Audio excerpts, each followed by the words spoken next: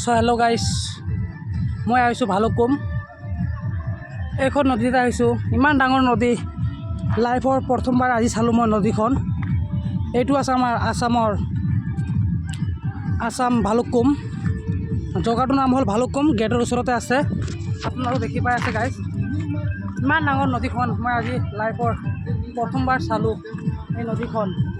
ইমান মানুহ আহিছে, ইমান গাড়ী, কি ক'ম হ'ল গাইজ, ইমান ভাল লাগিছে। এইখন চাওকচোন, গাড়ী, ইমান গাড়ী আহিছে। এইখনতে আমাৰ পিকনিকখন খাই আছে। ইমান গাড়ী হ'ব বুলি মই ভবা নাছিলোঁ যে ইয়াত মানুহ আহিব বুলি। আজি চালোঁ প্ৰথমবাৰ ইমান মানুহ হৈছে পিকনিক। ভালুকপুং যোনটো অৰুণাচল বৰ্ডাৰ আছে, মতলব গেটটো ভালুকপুং মেইন গেট যোনটো এইখিনিতে আছে, সেই পিকনিক প্লেচটো।